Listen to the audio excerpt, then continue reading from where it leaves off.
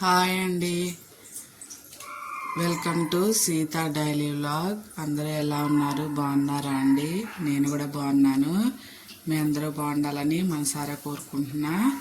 పాలు పెట్టేశాను, తర్వాత అన్నం కూడా పెట్టేశాను. ఈరోజు కాకరకాయ పులుసును తోటకూర చేస్తున్నా. ఫస్ట్ తోటకూర చేసుకున్నా, ప్లస్ తోటకూర కోసుకొని తర్వాత ఉల్లిపాయ కోసుకున్నా. ఫస్ట్ అయితే కొన్ని గిన్నెలు ఉన్నాయి, అవి దోమేసుకుంటానండి. గిన్నెలు దోమాక తోటకూర కోస్తా. తోటకూర కూర వండేసాక అందులోనే అన్నం కలిపేస్తానండి. అది స్కూల్కి వేస్తాను, ఇంట్లో తినటానికేమో కాకరకాయ పులుసు చేస్తున్నా.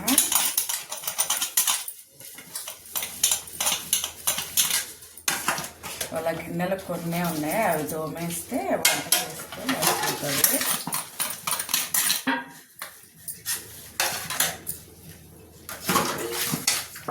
6:30 అవుతుంది. 6:30 అయినా కానీ చీకటిగానే ఉంది.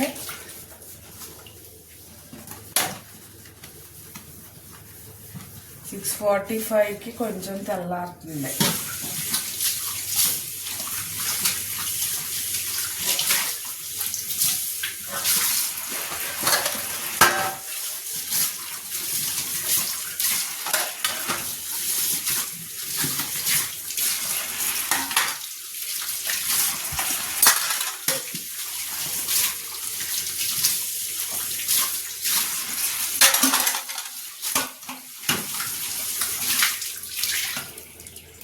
అలా అయిపోయింది, అన్నీ తోమేసాను.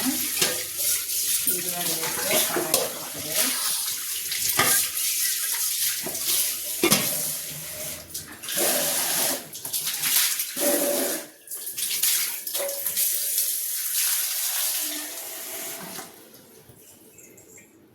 గిన్నెలు తోమేసాను, సింక్ కడిగేసాను.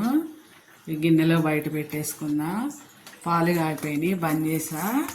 అన్నం ఉడికిపోయింది. ఒకసారి కలుపుకొని దీన్ని కూడా గంజి వంపేసుకొని కూర చేసుకుందాం. తోటకూర కోస్తా. సరా తెల్లారిపోయింది. ఇప్పుడు తోటకూర కోసుకుందాం. తోటకూరని శుభ్రంగా కడిగి అవి పెట్టుకున్నాను.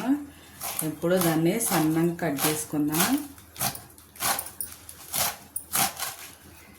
ఫస్ట్ తోటకూర చేసేసి బాక్స్ కట్టేస్తే ఆ తర్వాత కాకరకాయ పులుసు చేస్తా.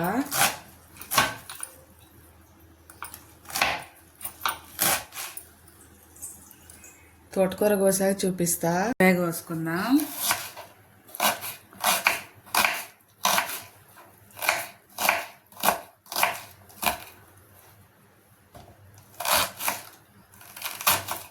ఉల్లిపాయ కోసేసి స్టవ్ ఆన్ చేసి గిన్నె పెట్టాను. ఇప్పుడు ఒక టేబుల్ స్పూను, కొంచెం పెద్ద స్పూను నూనె వేసుకుందాం. అందులో ఆవాలు జీలకర్ర,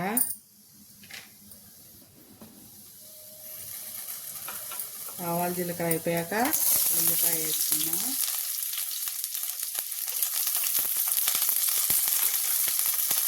ఉల్లిపాయ ఫ్రై చేసుకుందాం. అన్నం అయిపోయింది, స్టవ్ ఆఫ్ వేసుకున్నా. ఇప్పుడు ఉల్లిపాయలు అయిపోయాయి కదా, ఇప్పుడు ఇందులో కొంచెం పసుపు వేసుకున్నా. కలుపుకొని 2 నిమిషాలు అయ్యాక ఇప్పుడు తోటకూర వేసుకున్నా.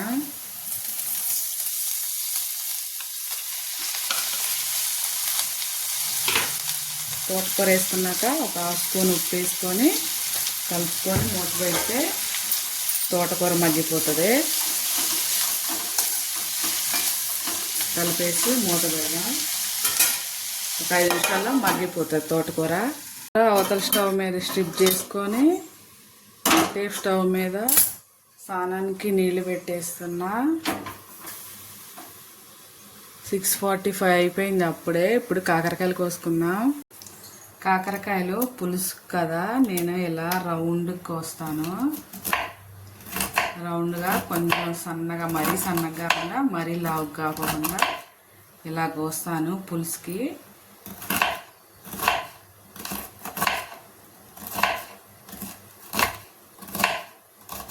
కాకరకాయలన్నీ ఇలా కోసుకుందాం.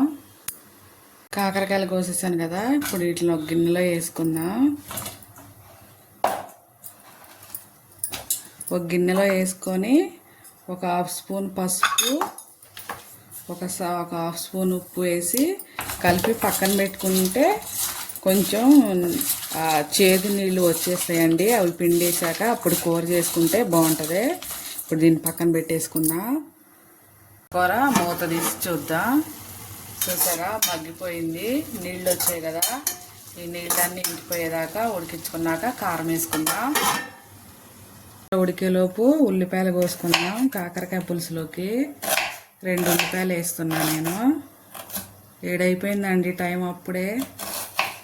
ఇంకొంచెం టైం ఉంది కదా, తొందరగానే కాకరకాయ పులుసు కూడా చేసేస్తా.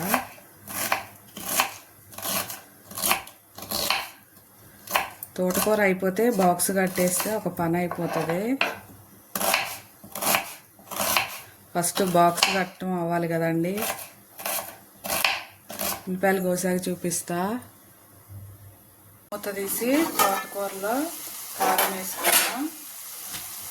1 స్పూన్ కారం వేస్తున్నా. కారం వేసి ఒక 2 నిమిషాలు ఉంటే అయిపోతుంది తోటకూర. ఒక 2 నిమిషాలు ఉంచుకున్నా. అయిపోయింది తోటకూర. కొంచెం తీసి పక్కన పెట్టాను. ఎట్టాగో అన్నంలో కలపాలండి, అందుకనే అన్నమే ఇందులో వేసి కలిపేస్తాను బాక్స్లోకి. తోటకూరలో అన్నం కలిసేలా కలుపుకుందాం. ఇప్పుడు వండిన అన్నమే కాబట్టి స్టవ్ ఆపేసుకొని కలిపేసుకోవటమే, అంతే. తోటకూర రైస్ అయిపోయింది బాక్స్లోకి. కొంచెం చల్లారాక దాన్ని బాక్స్ కడదాం. ఇప్పుడు కాకరకాయలు ఉప్పు కలిపి పెట్టాం కదా, బాగా వీటిని ఇలా నొక్కొని ఇందులోంచి రసం తీసేసుకుందాం. కాకరకాయలు పిండాక ఇలా నీళ్ళు వస్తాయి, దానిలోది ఉప్పు పసుపు వేసి పెడితే. ఇప్పుడు కాకరకాయలు ఫ్రై చేసుకుందాం. గిన్నె పెట్టి దానిలో 2 టేబుల్ స్పూన్ల నూనె వేసుకుందాం. వేసుకొని కాకరకాయలు ఫ్రై చేసుకుందాం. కొంచెం పచ్చివాసన పోయేలాగా ఫ్రై చేసుకోవాలి. కాకరకాయ ఫ్రై చేసుకొని ఒక గిన్నెలో తీసుకొని ఉల్లిపాయలు ఫ్రై చేసుకుందాం. కాకరకాయ ఆరోగ్యానికి చాలా మంచిదండి, డైజెషన్ అవుతుంది మంచిగా. అలాగే షుగర్ ఉన్న వాళ్ళు తింటారు కదా, పచ్చిది కూడా తాగుతారు రసం, చాలా మంచిదంట షుగర్ ఉన్న వాళ్ళకి. ఇప్పుడు ఉల్లిపాయలు ఫ్రై చేసుకుందాం. ఒక చిన్న నిమ్మకాయ సైజ్ అంతా చింతపండు నానబెట్టుకోండి. ఉల్లిపాయలు ఇలా వేగిపోయాక ఇందులో ఒక హాఫ్ స్పూన్ పసుపు, ఒక హాఫ్ స్పూన్ ఉప్పు వేసుకొని కలుపుకొని ఫ్రై చేసి పెట్టుకున్న కాకరకాయ ముక్కలు వేసుకొని 1 స్పూన్ కారం వేసుకోండి. కారం కూడా పచ్చివాసన పోయాక అప్పుడు చింతపండు పులుసు వేద్దాం. కారం వేగిపోయింది. ఇప్పుడు ఇందులో ఒక చిన్న కప్పు చింతపండు పులుసు వేసుకొని కలుపుకుందాం. 1 నిమిషం అయ్యాక 1 గ్లాసు మామూలు నీళ్ళు పోసుకుందాం ముక్క ఉడకటానికి. కలుపుకొని మూత పెట్టుకొని ఒక 5 నిమిషాలు ఉడికించుకుందాం. ఈలోపు మనం బాక్సులు కట్టేసుకుందాం. బాక్స్ కట్టుకుందాం.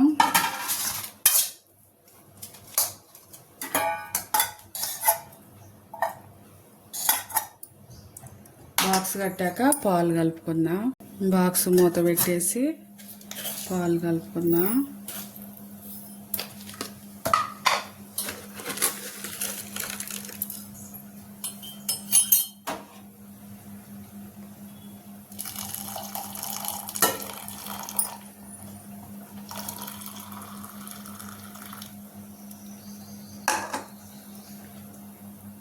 బాక్స్ కట్టేసాను, పాలు కూడా కలిపేసాను. ఇంకా కాకరకాయ పులుసు అవుతుంది. ఇంకా కొంచెం దగ్గర పడాలి. దగ్గర పడ్డాక బెల్లం వేసుకుందాం. మూత వేసుకొని ఉడికించుకుందాం 10 నిమిషాలు. మూత తీసి చూద్దాం. అయిపోయింది. ఇప్పుడు ఇందులో 1 స్పూను బెల్లం వేసుకోండి. బెల్లం కరిగేదాకా ఉంచుకుంటే ఒక 2 నిమిషాలు కాకరకాయ పులుసు అయిపోయినట్టే. బాక్సులు కట్టేసాను, బ్యాగ్లో పెట్టేశాను. 2 నిమిషాలు ఉంచుకుని చూద్దాం. అయిపోయింది, బెల్లం కరిగిపోయింది. ఇప్పుడు ఇందులో 1 హాఫ్ స్పూన్ ధనియాల పొడి వేస్తున్నా. అంతేనండి, కాకరకాయ పులుసు రెడీ అయిపోయింది. ఇవాళకి ఈ వీడియో ఇంతేనండి. నా వీడియో కనుక నచ్చితే ఒక లైక్ కొట్టండి. నా ఛానల్ని సబ్స్క్రైబ్ చేసుకోండి. ఉంటానండి. కాకరకాయ కూర రెడీ అయిపోయింది. స్టవ్ ఆపేసుకుంటున్నా.